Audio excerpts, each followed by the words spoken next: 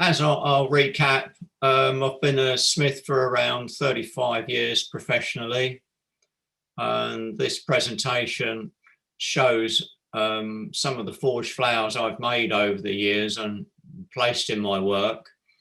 I've always enjoyed making them and using them. My inspiration tends to come mainly from the natural world, flowers and such like that I see. So I've always got a camera with me to, if anything I see that I like, I'll normally just take a photograph or pop it in a sketchbook. The image on the far right is a maquette of a piece of work of a larger piece, and the flowers in there are based on the witch hazel, the yellow witch hazel, as you can see on the left of the screen. These are quite what you'll soon recognise, they're poppies. I made these for a local authority for a cycle rack. They're about 100, the flower heads are around about 150 mil in diameter. They're two pieces. They're made from 5mm plate. The blanks are laser cut, and then they're forged. The centers are made out of sheet steel, and they're just cut with shears and pulled backwards and forwards.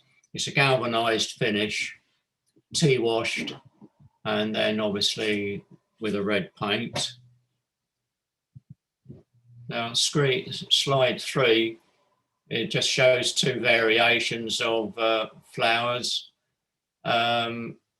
Basically, these are just elements laid over one another and then riveted through. The one on the right is basically a ball squashed slightly and then cut into with a hot chisel and open out. And then the stamens are cut from a piece of sheet in one piece and laid underneath with a hole through. And there is a rivet right through. It's not clear in that image, but it goes right through the center. This is another couple of types of flower.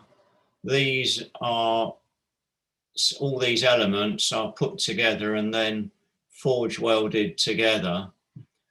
The flower on the left is basically made from 12mm round stock with the end shaped, as you can see, like a rounded penny shape.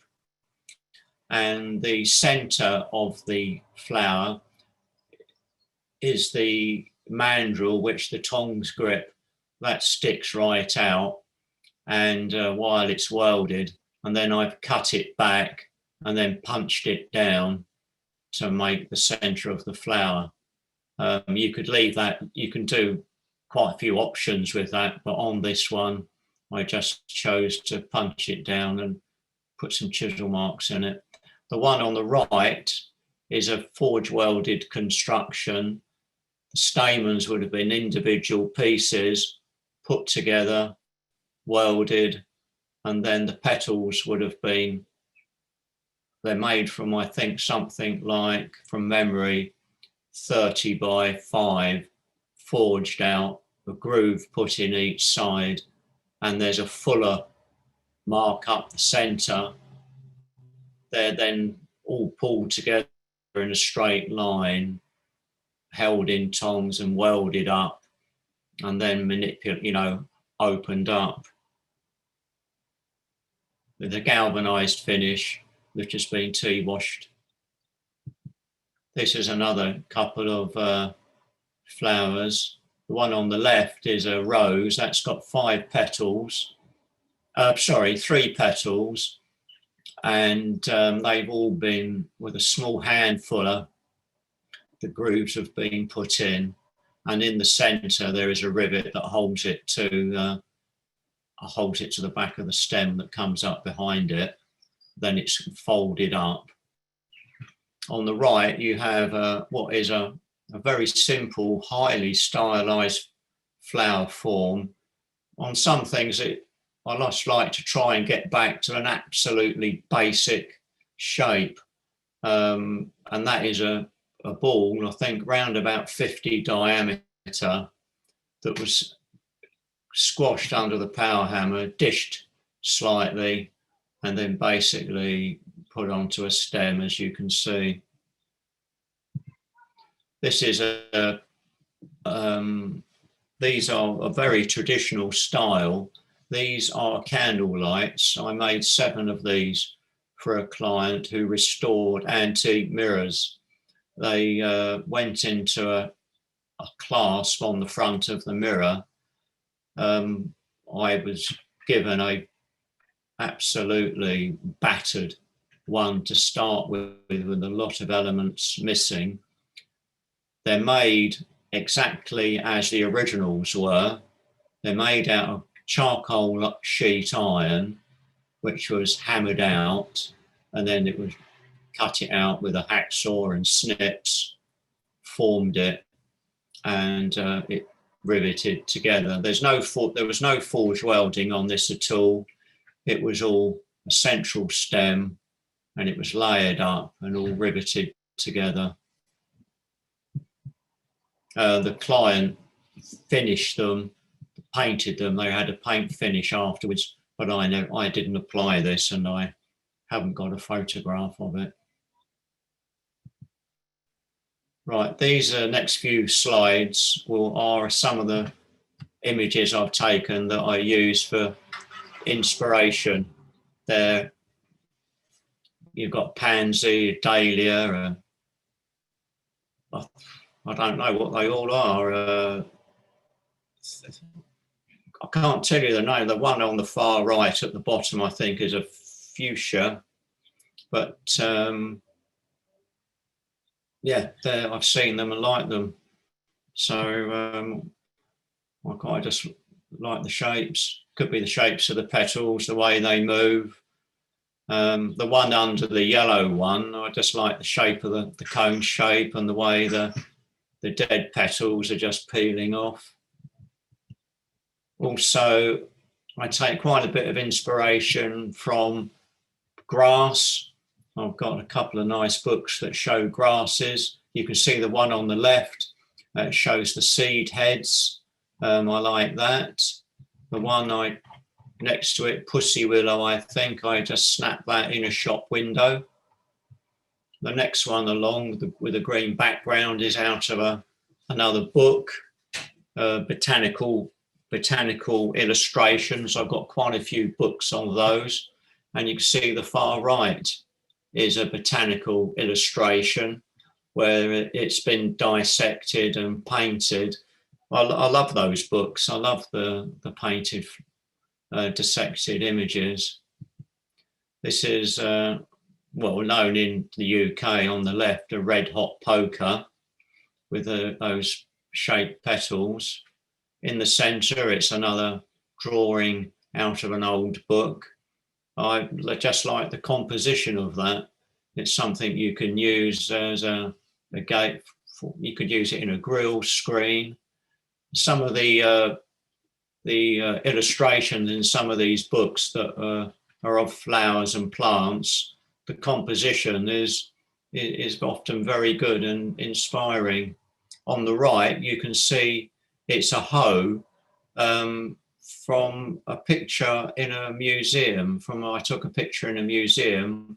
It's an African hoe, and I just thought it was an interesting shape.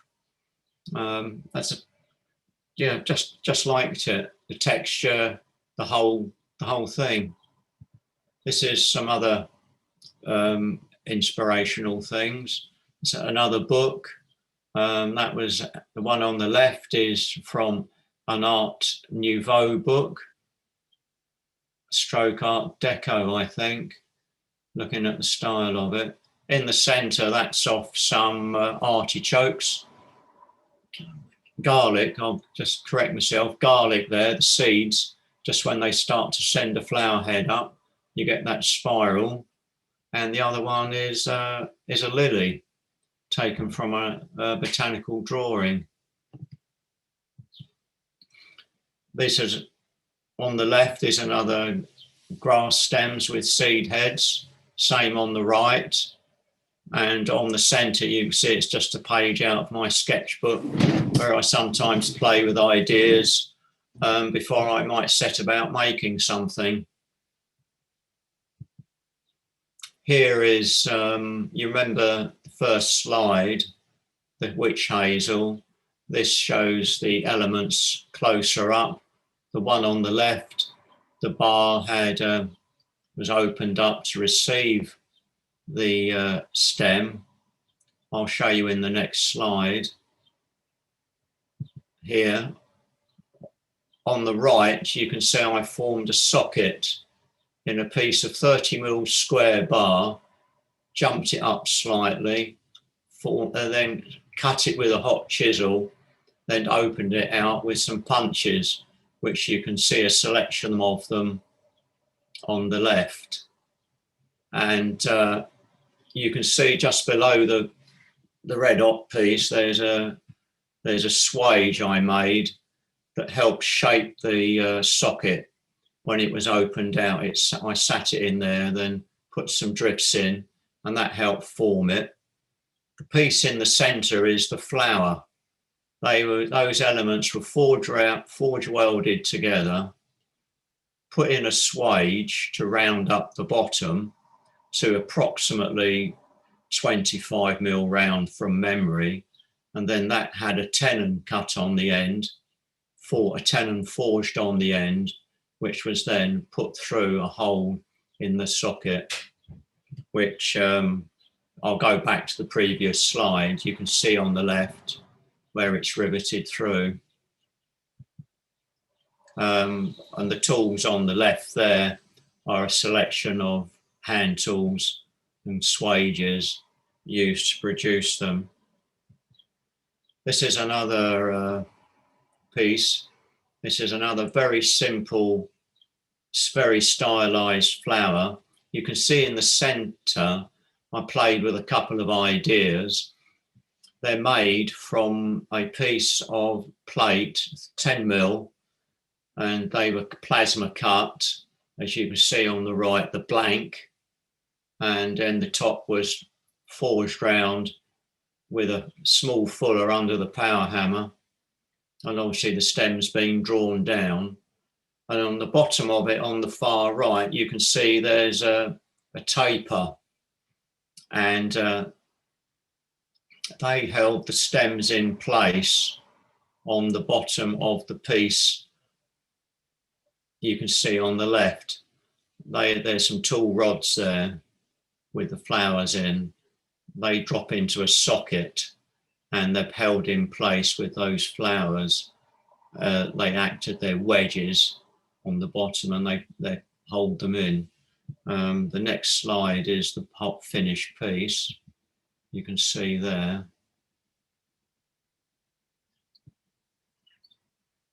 That was a oak seating.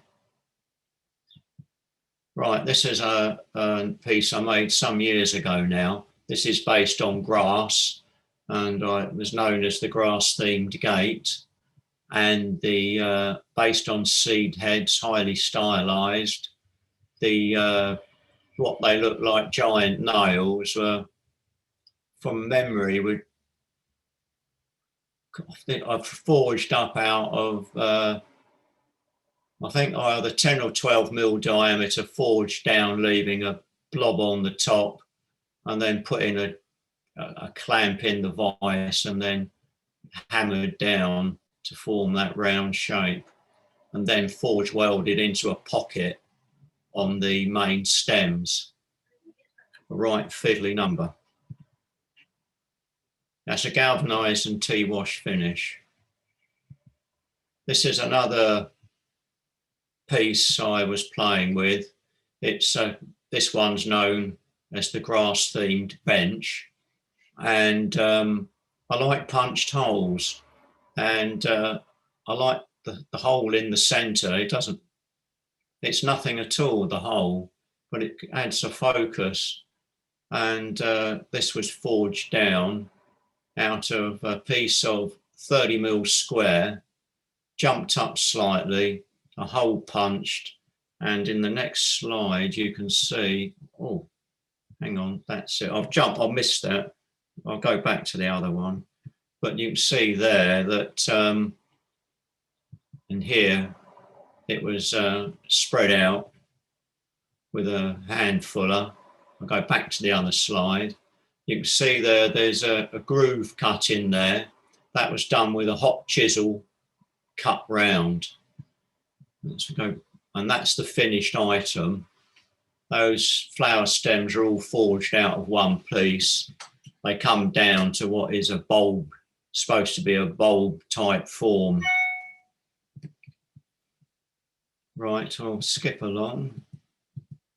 Right, this is, yeah, this is how I often lay things out to see where I'm going, get things in the right place.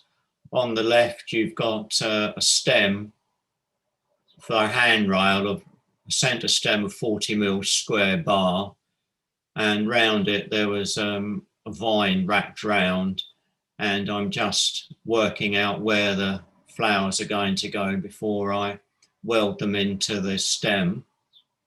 In the centre, you've got a flower element on the top, and I'm just playing around with paper how I'm going to do the stamen. The actual flower shape is made out of two pieces that started off as a plasma cut blanks. Underneath you can see two husks. These are made in lead. I did a lead development first on these so I could get the right material and check the form before they were made up. And on the right is a gate with thistle leaves and thistles. And I often do mock-ups with the paper just so I can test the composition to give me some idea before I put it into manufacture. There's the flower you've just seen with the paper element on top of a gate that was made for a local authority, and it was a film. There's a film studio behind it. The gates are on a park. They wanted flowers, leaves, and to pick up on the film studios, hence the style of the gate. This was a project for some fencing and a gate. These are thistles. That's how the piece underneath was made. It's a ball, slightly decompressed, and then with a hole was drilled through it, and it's dropped onto a plate with a stainless steel pin in it, which I use to hold it while I cut into it with a purpose-made hot chisel. This is a picture of the top element. That's a piece of 2-inch diameter bar. I cut it to approximately 2 or 3 inches long, welded it to the end of a bit of 20mm bar, fullered it in. You can see where it was fullered, and it's got a depression in the top. And then I stuck it in that big swage and cut into it with a hot chisel again, rotating it, and it would have been then finished off, sharpened up, cold, after letting it cool on a lead block. Couple of this is a very simple flower form on a project made out of 3mm sheet steel, and with a line put through it in the center, and then that was formed up using a fly press on a lead block, which I'll show you in a moment. These are some other elements. I make samples at different times. You can see on the left, there's 2 flower shapes there. They were made out of 5mm plate, some holes drilled in near the center hole, then cut in with a hot chisel and forged out. Both those flower forms are made like that. On the bottom left, that was for a job, and it was loosely based on a fir cone. Those elements were forged and then forge welded together. The long piece in the centre was a trial piece for some catkins.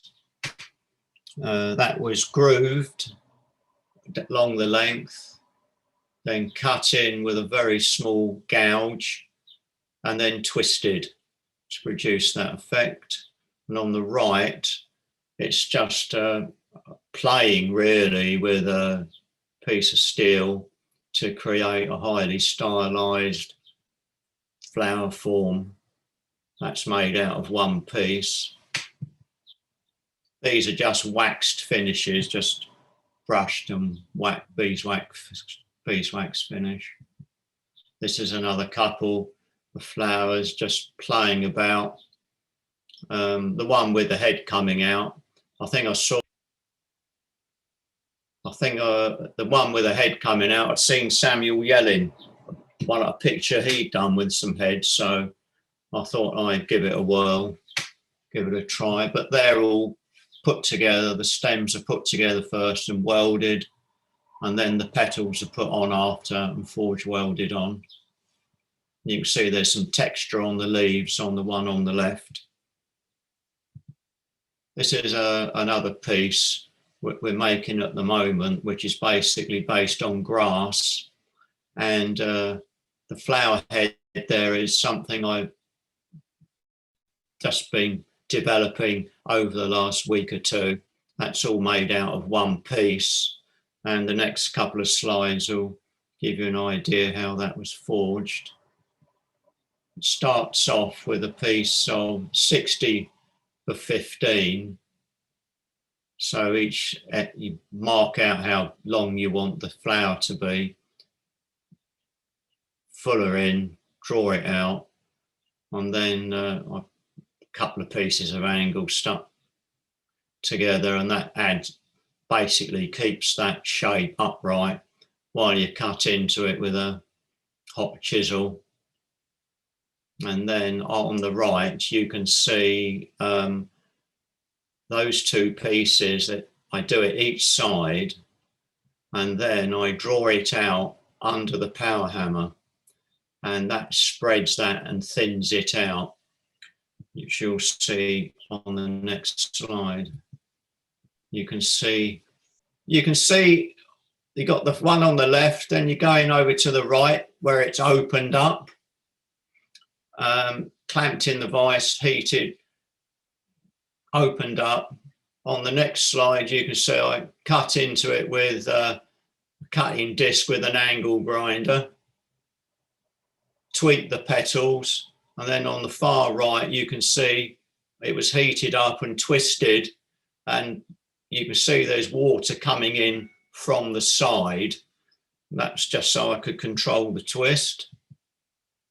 Fly press in use, putting a center groove in, using those tools. That's 3 mil. No, they're not 3, they're probably 2. You can see the lead block there, the different shapes of the tools used to press in and give it a bit of surface curvature and body. And on the right, it's just a selection of the tools I use to make a lot of those forged flowers, hot chisels, hand fullers, those type of hand tools. This is the last slide. On the left is a gate, just using some of the elements you've seen before formed up to make a gate.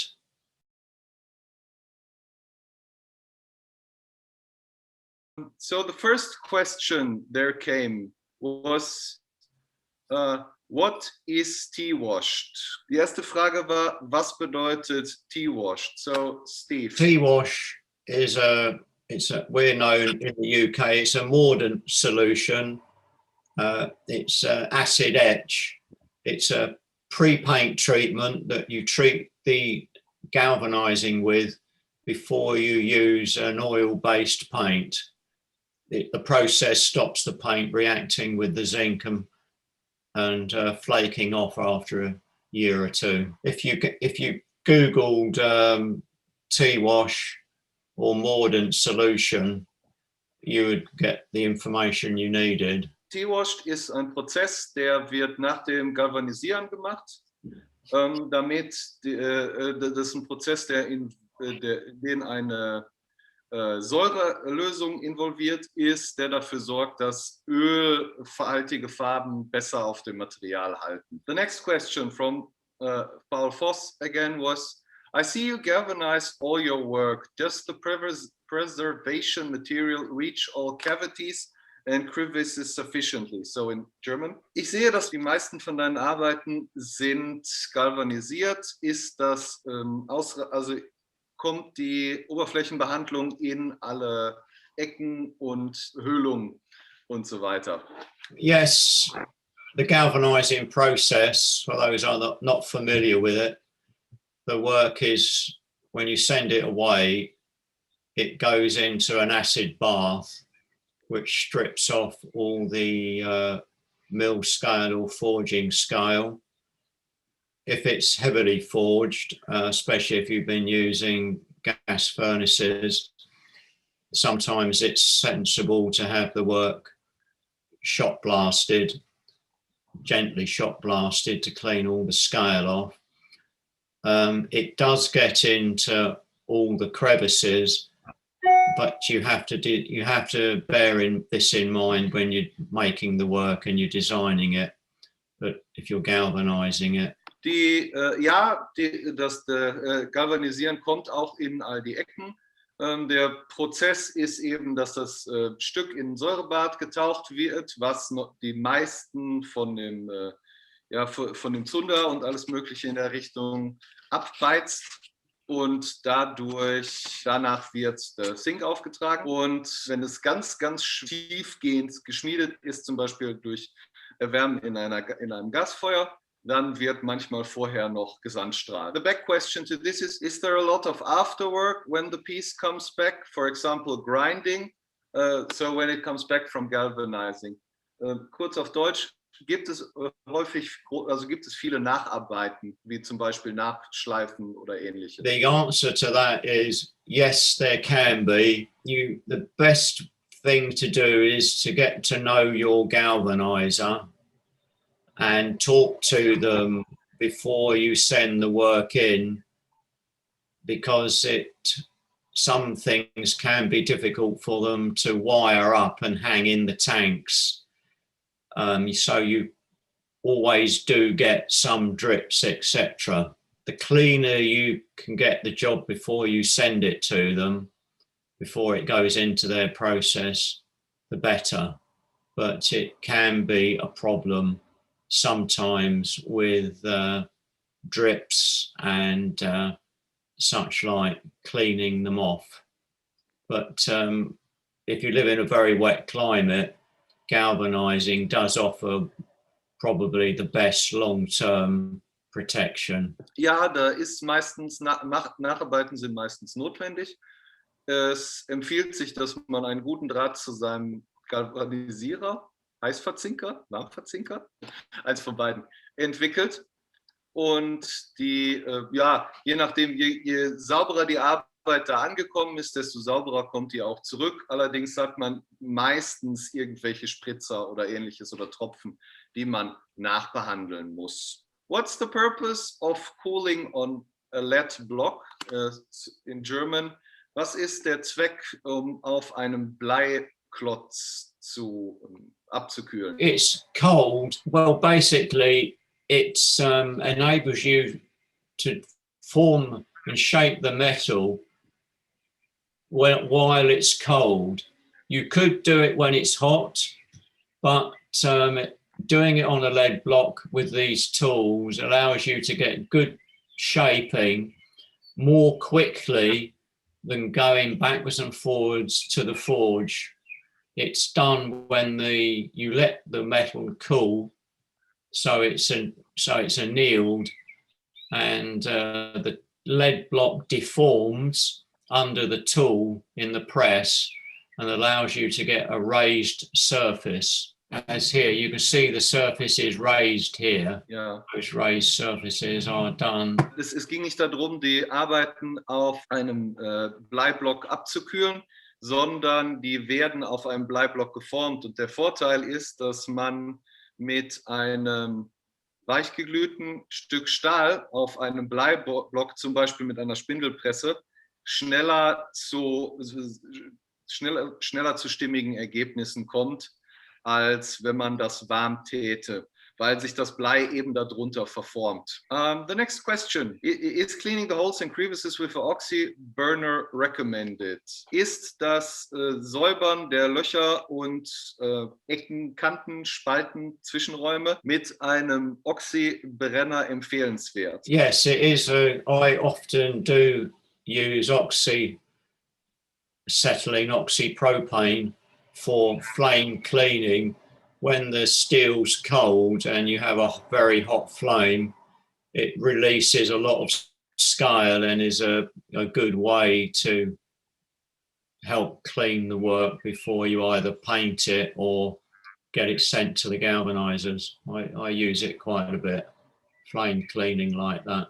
Ja, es ist empfehlenswert und Steve macht das relativ häufig, weil die Oxyacetylen oder Oxypropan Flamme relativ heiß ist und das dazu führt, dass der Zunder relativ gut abgeht auf dem kalten Material. There is one question for Robin Mood, but after is one from Michael Boos, so which I think one should answer first because it's very simple. And the question is das hier eine Spindelpresse? Is that a fly press? I think the answer is yes. Yes, it is. Yes, it's a number 6 fly press. Ja, es ist eine Spindelpresse mit ungefähr 6 Tonnen Presskraft. After that easy one to Robin Mood. Do you also make anatomically correct drawings before designing the piece? Or do you design the stylized leaf already while making the first sketch? In German. Machst du auch anatomisch korrekte Zeichnungen, bevor du das Stück designst? Oder entsteht das Design während und wird stilisiert, während die erste Zeichnung entsteht oder die ersten Sketches entstehen? So. Yes, I tend to would not tend to do a anatomically correct drawing first. I would tend to do a stylized drawing first to explore a possible form or shape that I want to use before I would make it. That's what I normally tend to do because I've normally, after looking at either photographs or drawings of anatomically correct flowers, I'm not trying to imitate it exactly. I'm just using it as a springboard for inspiration. Also Steve sagt dazu, er macht das normalerweise nicht. Weil es ist ihm wichtiger, dass die Formen stimmen, als dass es eine 1:1 Repräsentation der Pflanze ist, die da, also die als Inspiration gedient hat für das Schmiedestück. So there is an annotation in German about the tea wash, which basically says that which would be the German, probably the German counterpart of that, so what it's in German, which I just briefly read. Ich habe mir, Michael Post, ich habe mir das Teewash angesehen. Es ist anscheinend ähnlich unserer Netzmittel-Schaumwäsche. And Paul Voss has also posted a link to that for everyone who is interested. I can say in the UK currently, a lot of clients like the tea washed finish. That's what they like. So we do paint some jobs, but equally, a lot of them are just tea washed. Also viele Kunden heutzutage finden dieses Tea-Wash-Finish eben sehr gut und das ist auch ganz praktisch in der Umgebung und ja, deswegen wird das relativ häufig verwendet und meistens auch gar nicht mehr lackiert oder ähnliches. Ich sehe gerade nämlich, was hier eigentlich relativ spannend für uns ist, das ist aber eigentlich fast schon was für die Maler. Dieses E-Wash, da steht in der Produktbeschreibung, die kann ich jetzt natürlich nicht auswendig gelernt haben in der kurzen Zeit, aber das ist sowohl zur Vorbehandlung vor einem eventuellen Anstrich einer verzinkten Oberfläche geeignet ist, um entsprechend wahrscheinlich da die letzten Fettreste runterzunehmen und das, was wir mit eigentlich diesem Wasser-Salmiak-Gemisch machen mit einem kleinen Spritzerspüli drin, um den Schmutz darunter zu holen, aber auch eine verzinkte Oberfläche nachher nochmal zu behandeln, um das einfach eine Zeit drauf zu lassen und die dann nochmal geringfügig nachzufärben. Und das ist der Unterschied. Das haben unsere Vorväter wahrscheinlich früher mit Salzsäure gemacht, aber das kannst du heute eigentlich nicht mehr bringen. Michael Post just said that he has been looking, because it seems to be very interesting, this tea wash, looking what kind of surface treatment it is, and it's such that one can either use it before the galvanizing or afterwards to a bit influence how the work looks afterwards. Back in the days, this might have been with, what is it? Some other acid which is highly poisonous. I don't know the English translation, but nowadays it's probably not legal anymore.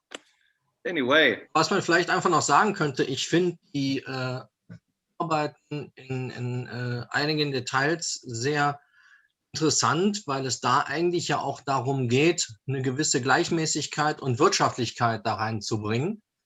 Und das ist, wie ich finde, auch durchaus geeignet, um entsprechende Stückzahlen herzustellen. Wenn man also mal ein großes Gitter oder ein größeres Bauteil zu machen hat, dann ist das schon gar nicht so schlecht, um entsprechend eine gleichmäßige Qualität zu machen. Also ich finde das wirklich gut. Habe ich mir gerne angeschaut. Michael just said you have very wonderful details in some pieces and also on the other hand an economical way to produce them, and he likes watching your presentation.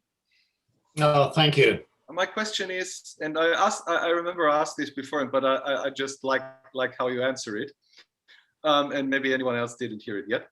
So, what are you looking for in the flowers, and what are you looking at to transfer into the steel? Worauf achtest du, wenn du dir deine Inspirationen anguckst, und was transferierst du dann aus der Natur in den Stahl?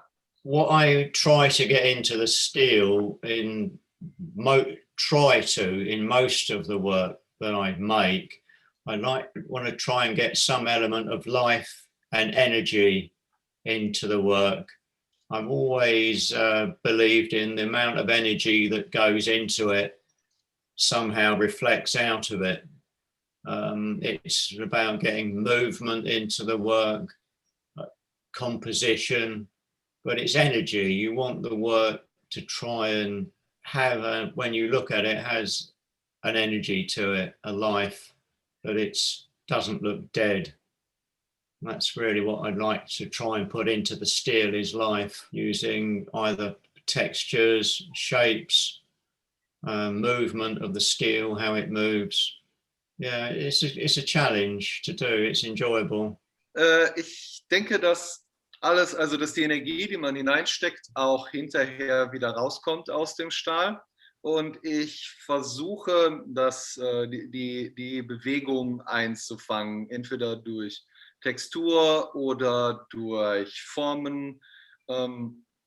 Die Hauptsache ist, ich gucke mir aus der Natur die Bewegung an und die Energie, die damit verbunden ist, und versuche, die in Stahl abzubilden. There have been some more.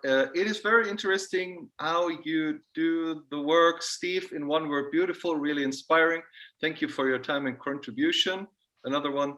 Nice presentation, beautiful work. Okay, so there is another question.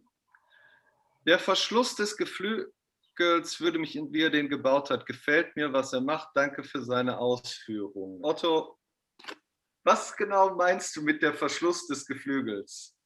G-Flügel. Ziemlich am Anfang hat er so einen G-Flügel gezeigt, ohne einen Schlosskasten, ohne anderes. Ich habe aber nicht genau erkannt, wie er das Problem des Riegels gelöst hat. Er hat keinen Riegel richtig eingebaut. Es scheint ein, ja... The question is how you, there's quite at the beginning some kind of walkway, like some kind of gate. And the interesting question then is, how did you do the locking mechanism? How did you do the locking mechanism on this one? Because it looks so natural. Ja, auf Deutsch die Frage, wie ist der Schließmechanismus da gemacht? Can you see my pointer? Yes. Right, the pointer that comes down into the lock there, and the handle is here. So the gate opens both ways. You lift this up and the gate passes over it, and when it closes, this piece here runs over, it misses this and it hits the taper there and flops in. So is this folds over kind of a U or V shape? It's a V shape. There's a latch each side, and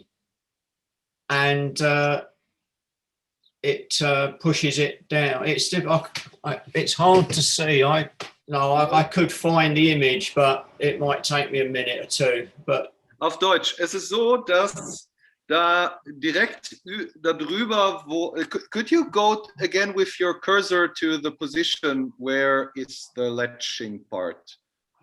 So people know what I'm referring to. Du kannst den Cursor ja jetzt sehen, oder ihr könnt den Cursor ja jetzt sehen. Es ist so, dass da von oben das Element aus dem Tor runterkommt und da ist, also das Tor öffnet sich in beide Seiten und da ist quasi ein V-Verschluss, wo an beide Seiten ein Schenkel geht, der da drüber fällt. Und wenn man das öffnen möchte, dann hebt man den an und dreht das in welche, also öffnet oder schließt man, je nachdem in welche Richtung man geht.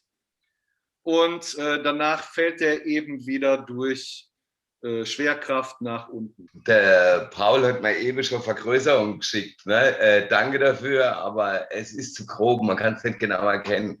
Gerade wenn der G-Flügel dann auch noch auf beide Seiten aufmachbar ist.